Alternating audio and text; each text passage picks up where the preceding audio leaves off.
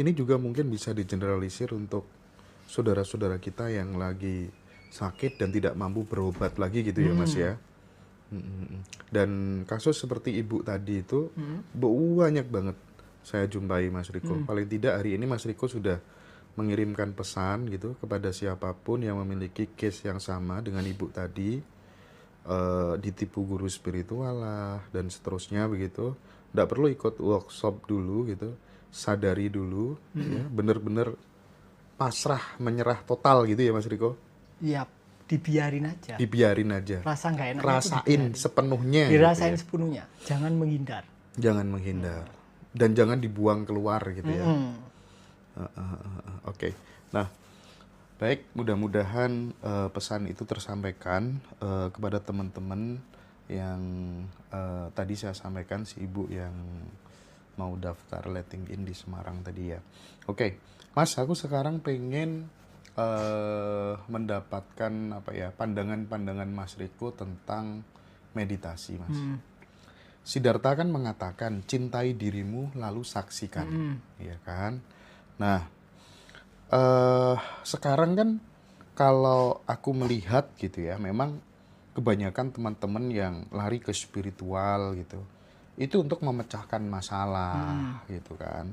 Terus kemudian justru kalau bahasanya Mas Riko, meditasi malah menjadi ajang untuk ya kebencian, pelarian gitu. Aku pengen Mas Riko meluruskan hal ini gitu supaya meditasi justru tidak menjadikan kita mengalami neraka gitu Mas, kira-kira gimana tuh Mas? Jadi gini, kalau menurut yang tak alami secara aktual, meditasi itu adalah ketika ya sehari-hari ini, ketika kita meditasi tapi nggak ada pelakunya. Oke? Nah, orang-orang biasanya bermeditasi tapi ada pelakunya. Pelakunya ini adalah ego atau identitas yang berusaha melenyapkan pikiran, melenyapkan emosi yang gak enak, melenyapkan pikiran yang rame. Akhirnya kita kan masuk ke dalam medan peperangan. Kita alih-alih meditasi kan aslinya relaksasi kan. Kita santai. Nah, pertanyaan selanjutnya ketika orang tanya, gimana Mas caranya bersantai? Nah, itu kan konyol.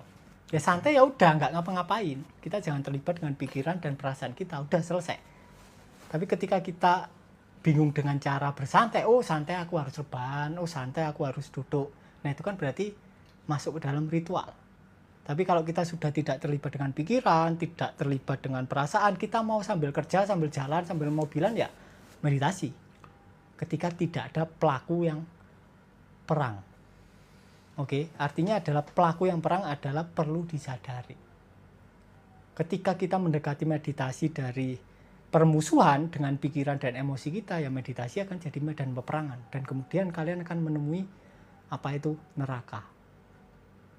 Jadi meditasi yang benar itu kalau versinya Jawa itu Mas, kalau versinya Jawa kan kita benar-benar tidak berpikir apa-apa, kita mengalami sebuah kekosongan, kita masuk kepada sebuah ruang, keheningan, dan kita sadar penuh kita lagi ada di mana, artinya kita tidak ke masa lalu, kita tidak ke masa depan, kita hadir ya saat ini penuh kesadaran.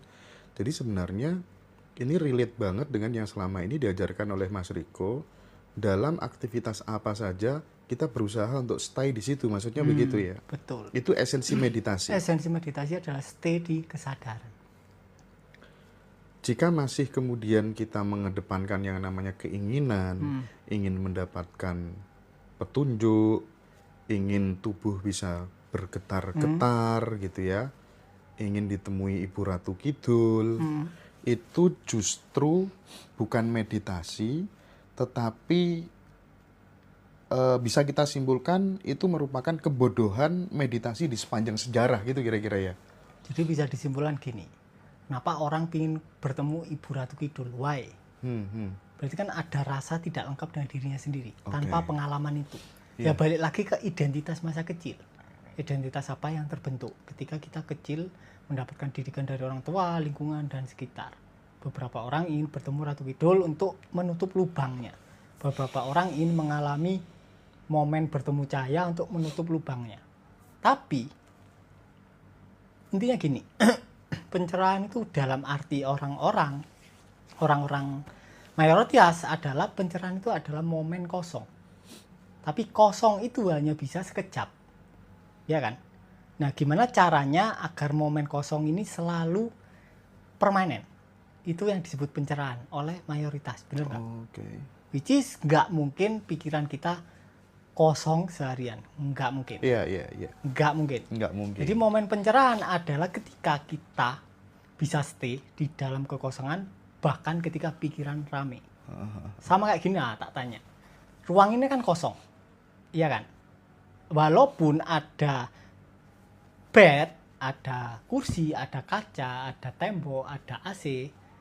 Kalau kita lihat secara mendalam kursi itu kalau kita mikroskop ke dalam, masuk itu hanya ada kekosongan. Berarti walaupun ada keramaian, esensinya adalah kosong. Rame adalah kosong. Makanya di Buddha apa? Isi adalah kosong adalah isi. Sama. Karena isi adalah gerakan dari kekosongan yang sedang bergerak.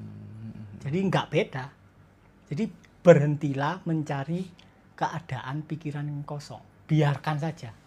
Ketika kalian membiarkan, kalian akan mundur ke latar belakang dari pikiran kalian. Dan kalian akan mengalami apa yang disebut orang-orang sebagai kesadaran.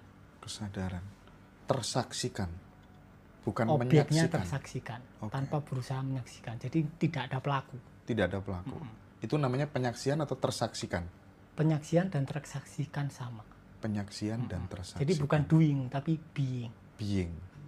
Jadi ketika doing. Yang disaksikan dan yang menyaksikan itu kita mengalami sebagai satu kesatuan.